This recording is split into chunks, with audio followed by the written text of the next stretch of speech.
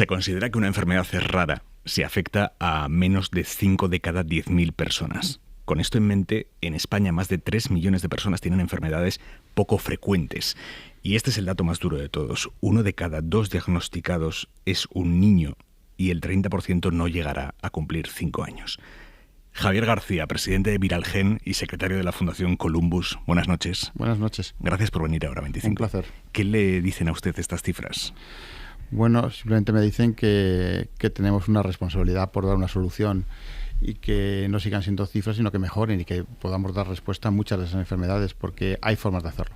Ustedes en la Fundación han desarrollado un programa de terapia génica para niños con enfermedades raras. Explíqueme exactamente en qué consiste eso. Bueno, nosotros en la Fundación Columbus se dedica a la búsqueda de curas para enfermedades raras o ultra raras, porque hay todavía algunas que son todavía más pequeñas. Y lo que hacemos es juntar todas las piezas del puzzle. Científicos de cualquier universidad del mundo que tienen un desarrollo, grupos de investigación que trabajan en un tipo de desarrollo y la manufactura y el desarrollo regulatorio de ese producto. Nosotros juntamos todas esas piezas y las llevamos a ese mercado, al mercado de esos niños que necesitan esa enfermedad, esa terapia, pero con una idea muy clara, sin ánimo de lucro. Es decir, que no discriminamos entre ni en qué país, ni condición social, ni condición económica. Nuestro objetivo es que esa enfermedad se erradique. Y lo hacemos juntando esas piezas que existen en el mercado, pero que no hay ninguna motivación económica para juntarlas, porque no hay ningún retorno comercial posible. Y habrá muchos oyentes que se estén preguntando ahora mismo, ¿y esto con qué pasta se hace? Bueno, lo hacemos con el dinero que viene de nuestra actividad profesional, y lo hacemos con la actividad también filantrópica de empresas. Viralgen es una de ellas, que ahora comentaremos, y empresas también y socios que tenemos en Estados Unidos. Nuestra fundación está también en Estados Unidos y buscamos fondos a través de hacer participar a la gente de lo que queremos hacer y tocarle la fibra y decir, bueno, pues ayudarnos en todo esto. Hacemos muchos eventos. El año pasado hicimos un partido de fútbol entre la Real Sociedad del Bayer Leverkusen. Hacemos eventos musicales, es decir, que hacemos todo tipo de cosas para crear una experiencia para la gente y al mismo tiempo recordarles, bueno, pues esta experiencia es muy bonita, pero tienes una obligación y tienes una oportunidad de cambiar la vida de muchos niños. O sea, que ustedes lo que hacen es sacar adelante de manera altruista, digamos, terapias que clínicamente sí son posibles, pero que comercialmente no son viables, porque afectan a muy pocos niños. Efectivamente. Porque la tecnología funciona, pero es tan poco el número de casos que no merece la pena. No sería rentable. Habría que cobrar un tratamiento pues a $5 millones, $6 millones el tratamiento, y no es rentable. Entonces nadie lo hace. Entonces lo hacemos nosotros con distintos vehículos que creamos. ¿Qué son las terapias génicas? Bueno, la terapia génica es una tecnología nueva que es muy sencilla de entender. Cuando nacemos tenemos todo el código genético en nuestros cromosomas, tenemos cerca de 30.000 genes, y si alguno de estos genes fallan, tenemos un problema, porque los genes son en gran medida responsables de la producción de las proteínas. Cuando un gen falla, una proteína no se produce y entonces eso rompe una cadena bioquímica y produce una enfermedad. Normalmente vemos o veíamos hasta ahora los síntomas de esa enfermedad, pero no sabíamos lo que pasaba. Desde que se ha decodificado el genoma humano, ya podemos ser capaces de saber qué enfermedad está detrás de esos síntomas. Entonces lo que nosotros hacemos es llevar el gen que falta, producido de manera sintética, a la célula que tiene el gen defectuoso. Ese gen entra en el núcleo y el núcleo ya lo asume como propio y empieza a crear la proteína que hace falta, y así se corrige la enfermedad. Por eso es reprogramar ese gen. Es volver a cablear, es volver a meter el gen dentro de donde estaba, donde tenía que estar, y hacer que la célula ya produzca la proteína que tiene que hacer. Y esto se hace a través de un virus y se hace de una forma muy sencilla de entender, de explicar, muy complicada de hacer. Yeah. Pero al mismo tiempo produce un efecto increíble, que es que el tratamiento suele quedarlo una vez en la vida. Entonces, pues una vez que se da, ya queda corregido el problema. Evidentemente, la cura no es total porque hay deficiencias o deterioros que no se pueden corregir, pero en muchos casos la mejora es increíble, la calidad de vida avanza un montón, y en muchos casos cuanto más temprano se intervenga, más se puede revertir la enfermedad. Una cosa que me ha alucinado es que en la Fundación Columbus han empezado a trabajar con terapias génicas para el Parkinson infantil. Yo no sabía que existía Parkinson infantil. Sí, bueno, la primera enfermedad con la que hemos trabajado es el Parkinson infantil. El Parkinson infantil tiene un nombre más raro, se llama AADC, es una deficiencia de una proteína que se llama adenocarboxilasa, y lo que hace esa proteína es conectar las neuronas. Conectar las neuronas a través de la producción de dopamina. Entonces estos niños lo que nacen es sin esta proteína y nacen, como no tienen esta proteína, no pueden producir dopamina y todas las neuronas no se conectan. Entonces imagínate un cerebro que está desconectado del cuerpo desde que nace. Es consciente de todo, pero no puede mover un brazo, no puede comer, tiene unos dolores terribles y estos niños, hay unos 150 niños en el mundo y estos niños fallecen entre 6 y 8 años todos después de un calvario brutal para ellos y las familias. Entonces empezamos a trabajar con esa enfermedad con el doctor Chris Bankiewicz de la Universidad de California y bueno, pues ahora la gran noticia es que llevamos ya 52 niños tratados en todo el mundo. Y hay dos niñas españolas, en concreto Irai, que es una niña de Girona, y Candela, que es una niña de Murcia, y las dos están tratadas y están increíbles. Es decir, el resultado ha sido increíble y ellas y las familias están súper felices y bueno, hemos tratado niños de todo el mundo. ¿Qué se siente? Pues la verdad es que se siente una satisfacción que va mucho más allá de lo que yo he sentido profesionalmente en ningún momento de mi carrera. Yo estuve en la operación de Irai con sus padres en Polonia, que es donde hicimos la operación, y he vivido todo el proceso y he visto a Irai, la veo todos los años y bueno, verla ahora andar, ir al colegio, hablar, es un verdadero placer porque realmente te das cuenta del impacto que se tiene y sobre todo que es posible. O sea, ese es un poco el mensaje. Es posible, pero hay que ponerse a ello. Y es una emoción tremenda ver esas familias pues que les ha cambiado la vida. Éticamente, no sé, incluso hasta moralmente, el puestos a hacer el bien y tener que elegir qué bien se hace, a qué enfermedad rara se dedica su presupuesto, ¿cómo toman esa decisión? Es complicado porque hay cerca de 7.000 enfermedades raras de origen genético, de las cuales unas 2.000, 3.000 entran en nuestro ámbito. Entonces, imagínate el problema que tenemos. Recibimos llamadas de muchísimas familias, de muchísimos padres. Nosotros intentamos que, primero, todo el que viene le atendemos y le damos nuestra opinión sobre lo que es el desarrollo y dónde está el estado del arte. Pero únicamente avanzamos cuando hay algunas piezas del puzzle hechas, porque el problema es que nuestro coste de oportunidad es muy alto, tenemos recursos limitados y tenemos que ir a intentar curar cuantas más mejor, porque creemos en el efecto llamada también, es decir, si somos capaces de curar 4 o 5, seguramente podemos enganchar a otras compañías y a otra gente y podemos curar 10 o 20, y ese sería un poco el planteamiento, es decir, poner ejemplos reales de cosas que se pueden hacer e ir a aquellas enfermedades en las que vemos que en un plazo de 12, 18 meses podemos estar en la clínica y podemos tratar a esos niños, porque el tiempo es clave para estos niños, es decir, que muchos de ellos hay que intervenir cuanto antes. Estamos ya trabajando con posibilidad de tratar niños pues a los primeros meses de vida, con lo cual eso es fantástico porque les das mucha más oportunidad de recuperarse. Entonces nuestra decisión viene dada por el sentido de urgencia. Y cuando no encontramos soluciones, pues las seguimos buscando y seguimos trabajando con las fundaciones o con los grupos que están en ese proceso, diciéndoles si llegas a este punto y encuentras este camino regulatorio, esta eficacia, pues te voy a ayudar. Pero no tenemos recursos para ayudar a todos y estamos ahora mismo centrados en 5 enfermedades con la posibilidad de llegar a otras 2 más. ¿Les hace invertir mucho tiempo y dinero en la parte regulatoria? Sí, pero contamos con buenos expertos. Es decir, que muchas veces lo que hace falta en estas cosas, esto no se diferencia en nada al desarrollo de una droga. Y además queremos que sea así, queremos que tenga el mismo rigor, no queremos que haya ningún paso que nos saltemos. Entonces lo que buscamos es expertos y nos ayudan pro bono o les damos una parte de lo que ellos recibirían, pero nos ayudan. Y tenemos expertos espectaculares, tanto en Europa como en Estados Unidos, que nos ayudan a conseguir que esos pasos estén dados de forma adecuada, porque sentimos la misma responsabilidad que cuando desarrollamos drogas para temas comerciales. ¿A medio o largo plazo hay alguna manera de que esta investigación que beneficia a grupos muy pequeños de la población no dependa del altruismo de determinadas personas, de determinados empresarios que decidan destinar a esto parte de sus beneficios? A corto plazo no, pero tiene que haber alguna voluntad. Yo he vivido mucho en Estados Unidos, he vivido más de 15 años en Estados Unidos y allí hay un concepto de filantropía muy alto que tiene que ver mucho con un concepto social, pero al mismo tiempo un concepto fiscal. Es decir, que allí el retorno fiscal de la filantropía está muy bien reconocido. En Europa está mejor y en España es horrible. Hay un gap enorme, entonces no hay una motivación para donar. Encima, si donas a veces quedas incluso mal, pero el tema principal es que había que encontrar estímulos. En España llevamos, no sé, 15 o 20 años intentando que haya una ley de mecenazgo nueva que se adecue a las cosas que queremos hacer. Bueno, pues eso sería muy conveniente.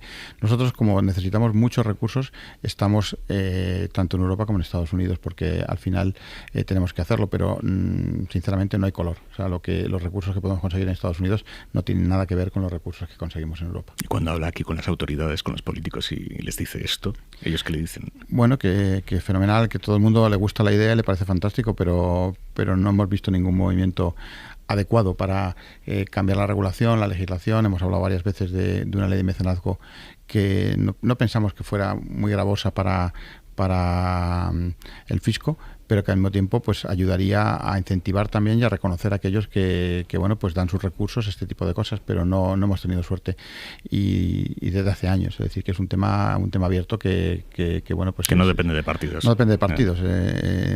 Al final pues pasa por el mismo punto, que es Hacienda, y yo creo que es una forma de mirar el mundo muy cortoplacista y de entender también, de falta de entendimiento de lo que la sociedad civil puede hacer. Y la sociedad civil puede hacer muchas cosas, pero también necesita estímulos y ayuda, y eso es importante. Entonces sí que vemos actividades que son muy puntuales, pero no de forma que cambien un poco la forma en la que hacemos las cosas en España. Me ha contado lo que han hecho hasta ahora en Columbus, pero ahora, ¿con qué están? En Columbus, en la Fundación. En la Fundación. En la Fundación. Ahora estamos con dos cosas, estamos con dos programas nuevos. Uno que se llama SPG 50, que es el programa que lanzamos con el partido de fútbol de la Real Sociedad y el Bayer Leverkusen, que es una enfermedad neurodegenerativa que hay solo 40 niños en el mundo.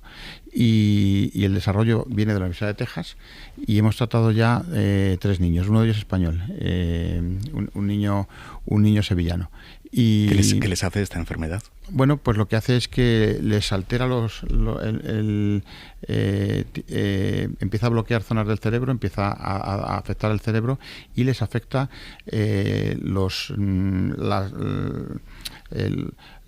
toda la parte de movilidad. Empiezan a no moverse, los tendones empiezan a atrofiar y acaban muchos en silla de ruedas y luego con problemas respiratorios. Entonces es una enfermedad de otra proteína que falta, y que bueno, pues hay que meter también un gen en el cerebro para que esa proteína se vuelva a producir. Y hay muy poquitos casos, pero son casos además de un desarrollo más lento, pero igual de fatal. Entonces hay 2 niños más en España.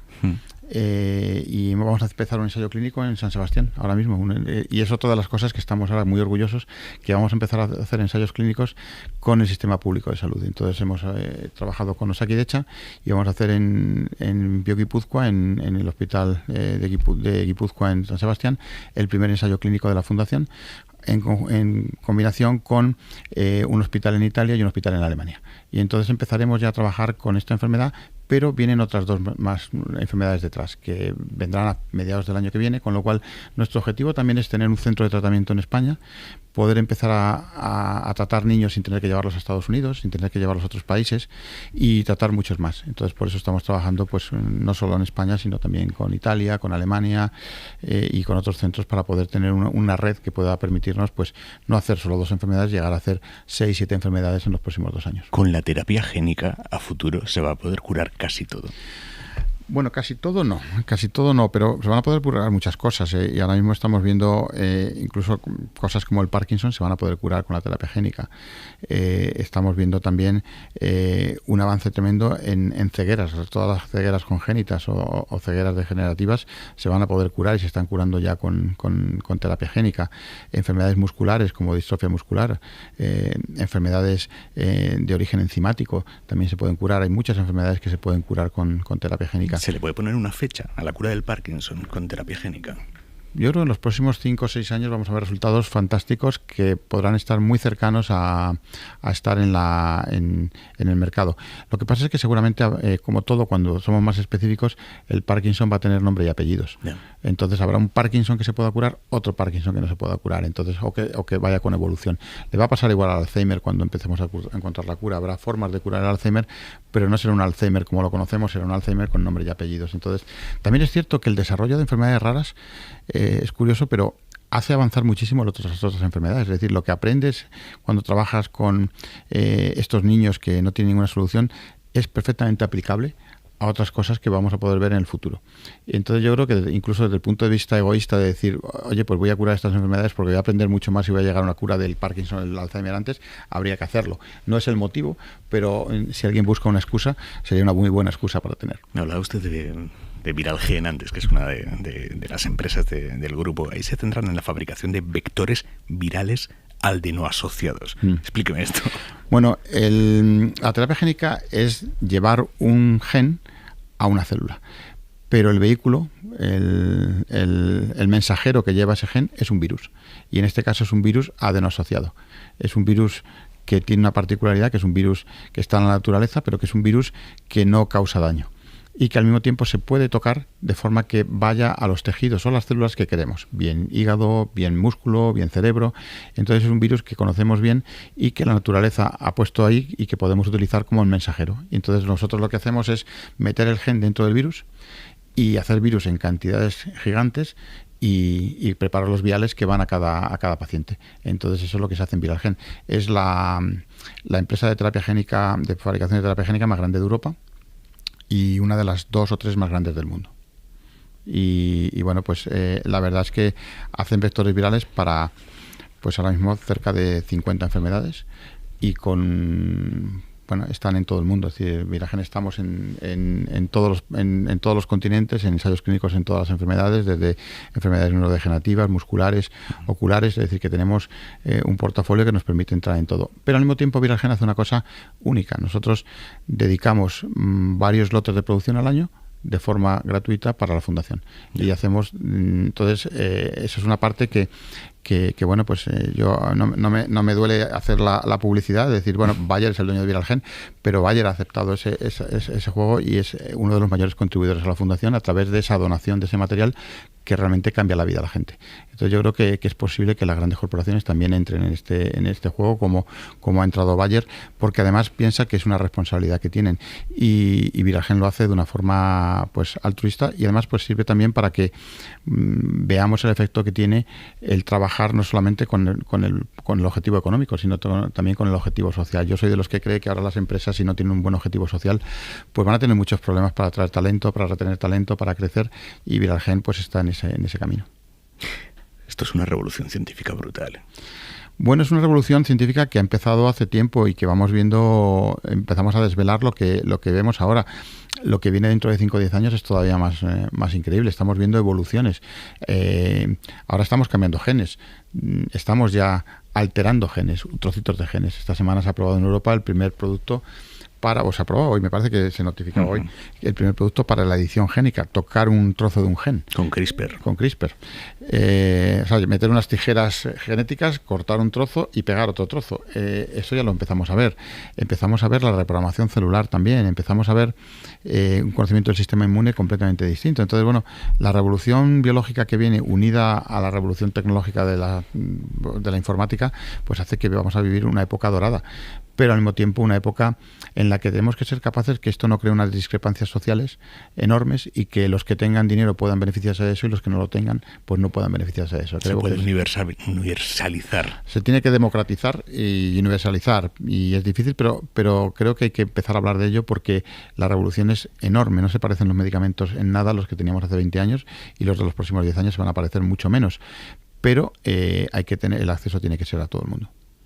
¿Y Europa qué papel está jugando en esta revolución? Pues menos del que a mí me gustaría. Es decir, que Europa, a nivel de la revolución tecnológica, la revolución biológica, ha perdido un poco el paso con respecto a Estados Unidos y con respecto a China. Entonces, lamentablemente, ya no tenemos la preponderancia que teníamos antes, y hay que seguir luchando por buscar esos nichos donde podemos tenerla, pero es muy difícil competir con mercados como el americano, donde tienen todos los elementos, desde capital a talento, a universidades súper punteras que llevan muchos años investigando, o los chinos, vecinos que tienen muchos recursos y que han sido capaces de adaptarse a esta realidad, no solo copiando, sino haciendo cosas propias y con un mercado muy grande. Entonces Europa se ha quedado... ¿En qué momento hemos perdido paso aquí? Pues yo creo que lo hemos perdido hace 20, 25 años, cuando pensábamos que bueno, pues todo iba a pasar de forma natural, pero no ha pasado de forma natural. Es decir, que los otros países han avanzado bastante y Europa pues ha perdido un poco el paso, yo creo, porque nos hemos relajado. Hemos pensado que bueno, pues nuestro sistema de bienestar era capaz de sostener todo el resto de cosas, pero nos ha faltado pues hambre de emprendimiento, hambre de crear, hambre de hacer crecer cosas, y nos faltaban componentes de las piezas para montar, desde el punto de vista de capital riesgo, desde el punto de vista de fiscalidad, desde el punto de vista de emprendimiento. Nos han faltado esas piezas. Entonces mucho de eso se ha ido a Estados Unidos y bueno, pues y allí en desarrollo de carreras, con lo cual la gente no vuelve. Entonces todo eso yo creo que Europa le ha pasado factura, y Europa está en una situación en la que no es la importante que debía tener o que quería tener hace unos años, y eso es lamentable, pero bueno, lo único que podemos hacer es intentar corregirlo, pues haciendo desarrollos en Europa, trabajando con los científicos e intentando pues avanzar, pero ahora mismo hay carreras que están perdidas y esa yo creo que es una de ellas. O sea, que hacer I+D ahora mismo en Europa, en concreto en España, hay un punto de activismo ahí, ¿o qué? Bueno, siempre es un punto difícil. Hay ayudas, hay formas, pero no es solo el tema de dinero, es un tema también de ecosistema.